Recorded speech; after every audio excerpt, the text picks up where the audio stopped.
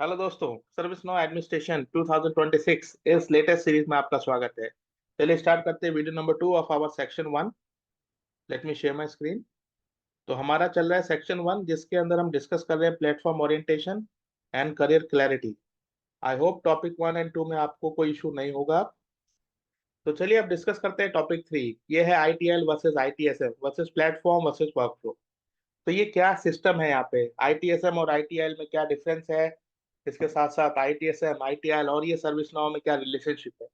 बहुत ही बेसिक तरीके से शुरू करते हैं। आईटीएल क्या है? आईटी सर्विसेज को देने के लिए, आईटी सर्विसेज को मैनेज और मेंटेन करने के लिए, डिलीवर करने के लिए कुछ बेस्ट प्रैक्टिसेस हैं जो इंडस्ट्रियल लेवल पे है, जो मतलब बहुत समय से चली आ रही है, ट्राइड और टेस्टेड है।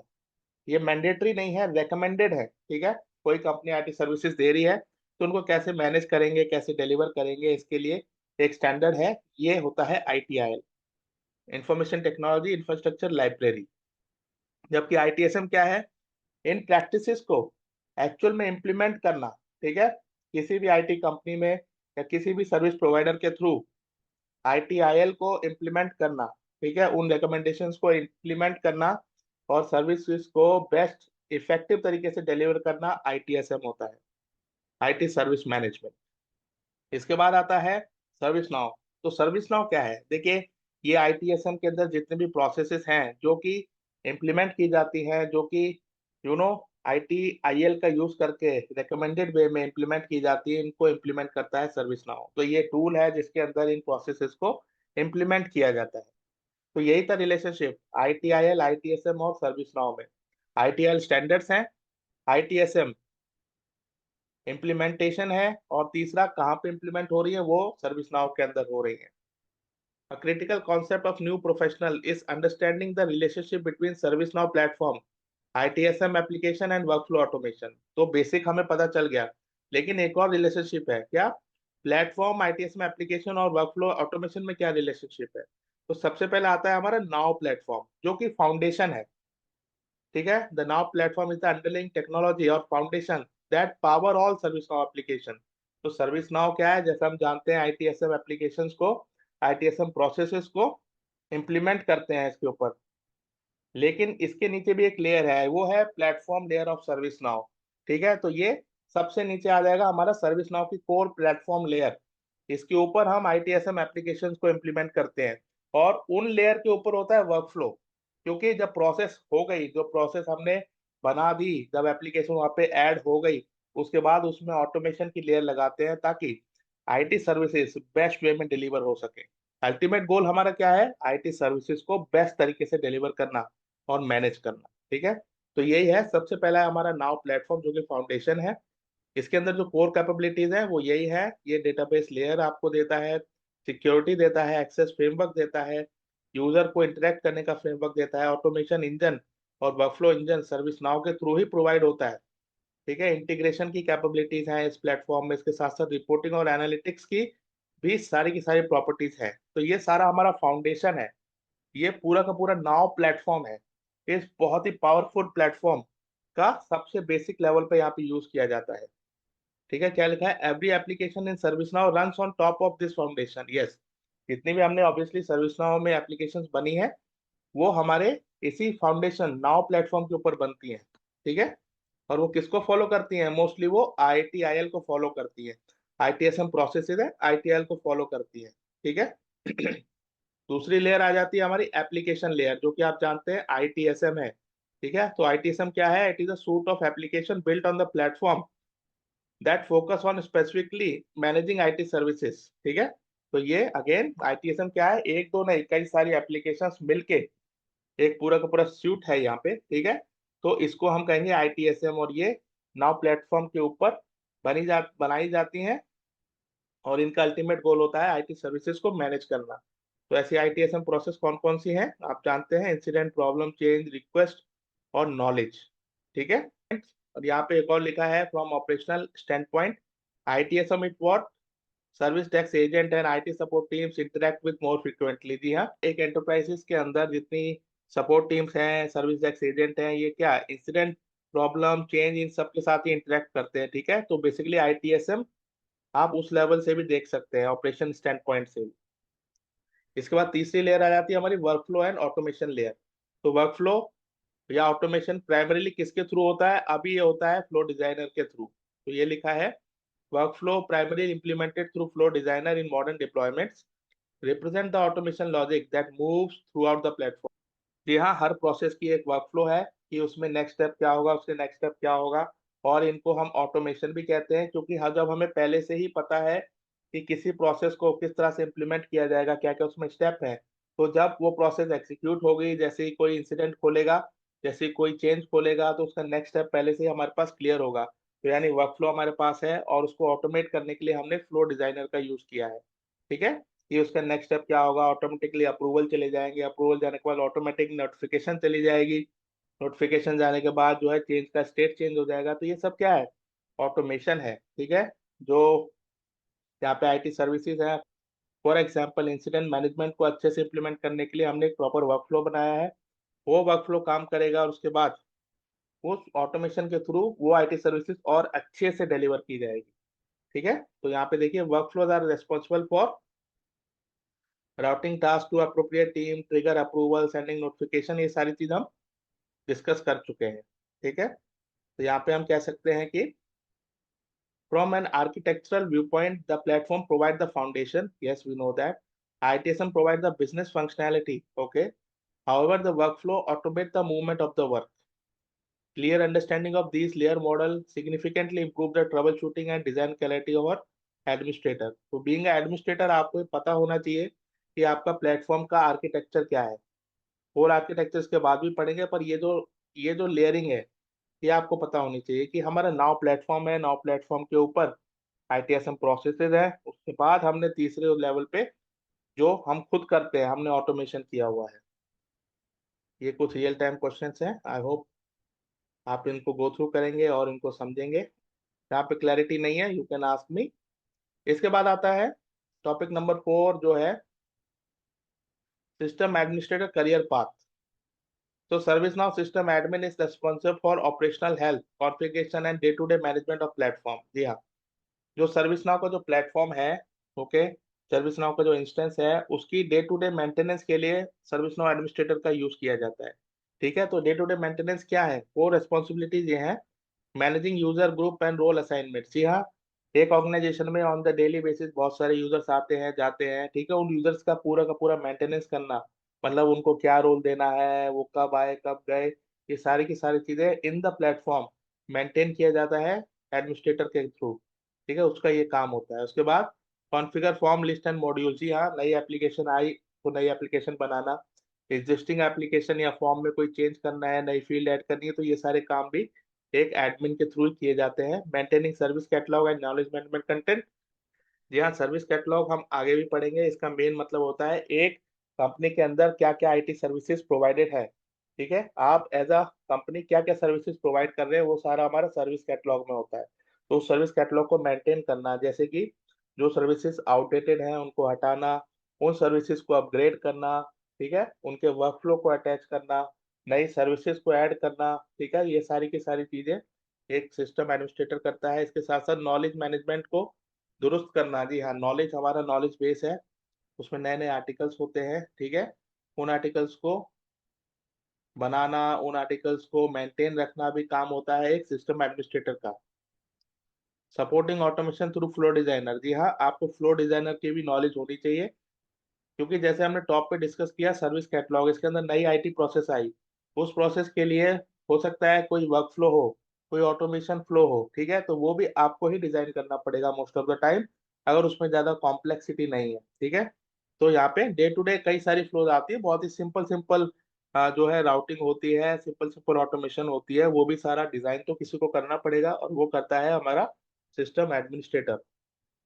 इस तरह से ये सारी की सारी चीजें सिस्टम एडमिन के थ्रू की जाती है। ठीक है, इंस्टेंस का हेल्थ देखना, इंस्टेंस की परफॉर्मेंस को देखना। जी हाँ, इंस्टेंस जो है आपका, जो सर्विस नाउ का जो भी यूआरएल है, इंस्टेंस है, वो आपको सबके लिए अवेलेबल हो 24 घंटे, ये कोशिश हमारी रहनी चाहिए। उसमें अगर कोई परफॉर्मेंस इशू आ रहा है, तो एडमिन ही है जो उसको देखेगा, उसके बाद उस पर नेसेसरी एक्शन लेगा। Managing update set and configuration migration. ठीक है, अगर कोई माइग्रेशन है, तो उसमें भी एडमिन का अच्छा हाथ होता है। उसके बाद है अपग्रेड्स। यहाँ अपग्रेड्स को भी एक एडमिन देखता है। रिपोर्ट्स बनाना, डैशबोर्ड को मेंटेन करना, उसके बाद डेटा क्वालिटी और इंटीग्रिटी को भी मेंटेन एक सर्विस नाउ एडमिनिस्ट्रेटर के थ्रू ही किया जाता है। तो बीइंग एडमिनिस्ट्रेटर आपके पास बहुत काम है। जितनी ज्यादा आपकी बड़ी ऑर्गेनाइजेशन है, जितने ज्यादा नंबर ऑफ यूजर है, उतनी ज्यादा आपके काम ज्यादा होगा, उतनी ज्यादा आपकी अवेलेबिलिटी चाहिए होगी। ठीक है, तो लास्ट में लिखा है the role blends platform configuration, operational support and light automation work. जी हाँ, आप क्या करेंगे, आप प्लेटफॉर्म लेवल पे कॉन्फ़िगरेशन करेंगे, आप ऑपरेशनल सपोर्ट देंगे। ऑपरेशनल सपोर्ट मतलब एक कंपनी के डे टू डे जो वर्क होते हैं उसमें आपका सपोर्ट। जैसे कि डे टू डे वर्क में क्या आ गया, रिपोर्ट आ गया। ठीक है, मैनेजर्स को रिपोर्ट चाहिए, उनको डेटा चाहिए, उनको रिपोर्ट चाहिए एक्शन लेने के लिए, उनको रिपोर्ट चाहिए डिसीजन लेने के लिए। तो आप रेगुलरली रिपोर्ट्स जो भी टीम्स हैं उनके लिए तैयार कर सकते हैं। आप सर्विस नाउ एडमिन है तो आप जानते हैं रिपोर्ट कैसे बनाना है। तो ये भी एक डे टू डे एक्टिविटी हो गई। उसके बाद लाइट ऑटोमेशन भी आपके अंदर आता है। थोड़ा आपको फ्लो डिजाइनर आना चाहिए जिससे कि आप किसी प्रोसेस का ऑटोमेशन या वर्क फ्लो आप डिजाइन कर पाए। तो ये तो थे आपके day to day activities. Career progression क्या है, 3 तरह के करियर प्रोग्रेशन दिए गए हैं। सबसे पहला आता है associate system administrator, then professional, then senior expert administrator.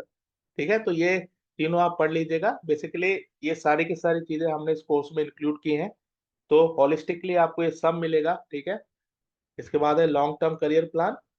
आप सर्विस नाउ एडमिनिस्ट्रेटर एक अच्छे लेवल के बन जाते हैं तो आप उससे आगे भी जा सकते हैं। आगे जाने का मतलब आप कन्वर्ट हो सकते हैं सर्विस नाउ डेवलपर में।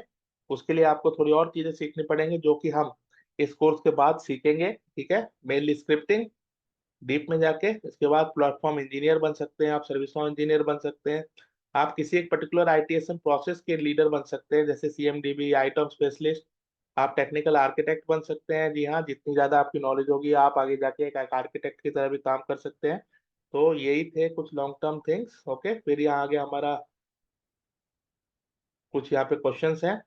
तो ये आप questions I think from whatever we have discussed आपको क्लियर होगा।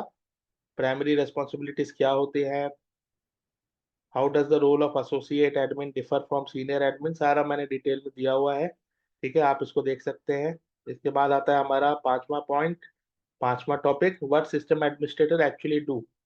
तो इसको बेसिकली हम डिस्कस कर चुके हैं पर थोड़ा मैं डिटेल में और जाऊंगा। तो यहाँ पे बोला है कि in real enterprise environment, real companies में क्या होता है, the system admin role is highly operational and hands on. जी हाँ, आपको हैंड्स ऑन अच्छे से होना चाहिए। मतलब सर्विस नाउ के हर एक मॉड्यूल की जो भी आपके अंदर है, जैसे कि डेटा अपलोड करना बहुत इंपॉर्टेंट है।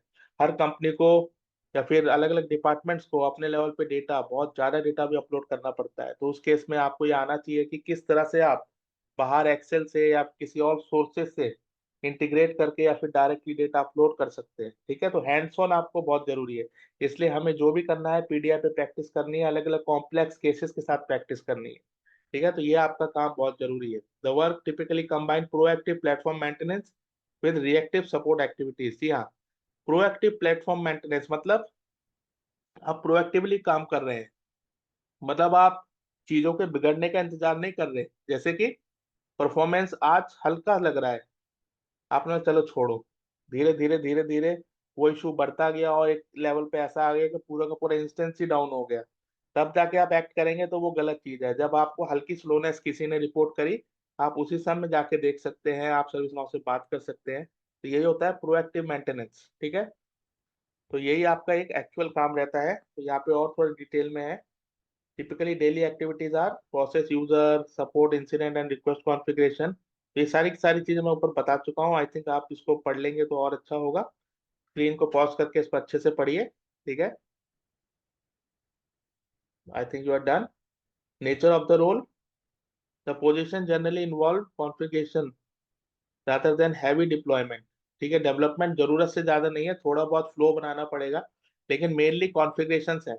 आपको हर एक चीज का कॉन्फ़िगरेशन लेवल पे चीजें आनी चाहिए। ठीक है, इम्पैक्ट एनालिसिस आपको करना आना चाहिए। फिर है कंटिन्यूस प्लेटफॉर्म मॉनिटरिंग। जी हाँ, मॉनिटरिंग भी आपको करनी पड़ेगी, आपको उसकी परफॉर्मेंस, ठीक है, अवेलेबिलिटी, ये सारी की सारी चीजें आपके अंदर ही आती हैं। Collaboration with IT and business teams.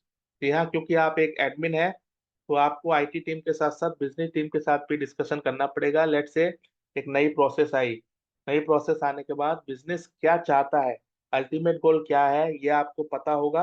और आईटी में क्या क्या पॉसिबल है, ठीक है, क्या क्या सर्विसेज किस लेवल तक वो दे पाएंगे, ये दोनों चीजें जब आपको पता होंगी तभी जाके आप प्रोसेस का पूरा पूरा डिजाइन कर सकते हैं। तो दोनों के साथ आपको इंटरेक्ट करना पड़ेगा, मतलब आप टेक्निकली भी थोड़े साउंड होने चाहिए, के साथ साथ फंक्शनली भी, प्रोसेस लेवल पे भी आपको ज्ञान होना चाहिए।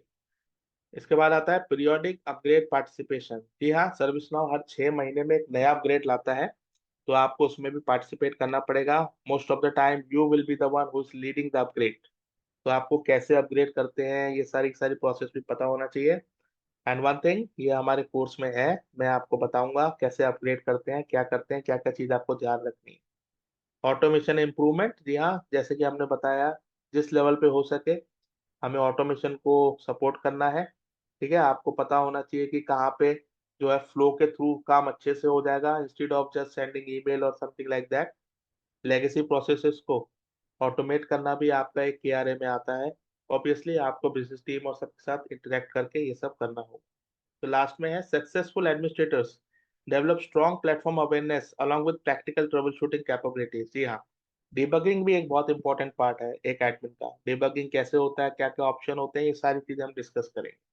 ठीक है, responsibilities typically outside the primary scope. In most organization system administrators are not the primary owner of. ठीक है, आप, ये भी कुछ रेस्पॉन्सिबिलिटीज हैं जो आपको मिल सकती हैं। Large scale custom application development, जी हाँ, ऐसा हो सकता है कि आपको कस्टम ऐप डेवलप करना पड़े, सीएमडीबी को आपको मेंटेन करना पड़े, और इंटीग्रेशन भी आपको लीड करनी पड़े। तो ये सब चीजें हम डिस्कस करेंगे एक एक करके। फाइनली देखिए, ये कुछ रियल टाइम क्वेश्चन है। ठीक है, ये सारी की सारी चीजें आप समझिए, इसका आंसर देने की कोशिश कीजिए। तो इससे हम कहते हैं कि हमारा आज सेक्शन 1 कंप्लीट हुआ है। सेक्शन 1 कंप्लीट होने के ये लर्निंग ऑब्जेक्टिव्स हैं, आप इनको पढ़िए। ये सारी की सारी चीजें आई थिंक आपको अब पता होंगी। ठीक है, इसके बाद हम सेक्शन 2 बहुत जल्दी शुरू करेंगे। आई होप आपको सारी सारी चीजें क्लियर होंगी। इसके बावजूद भी अगर आपको कोई डाउट है, please please mention in the comment, किसी भी तरीके का डाउट हो, कुछ भी हो सेक्शन 1 को लेके। ठीक है, सिलेबस आपके पास है, ये सारी की सारी चीजें हम डिस्कस कर चुके हैं। I will see you next video with section 2। Thank you so much.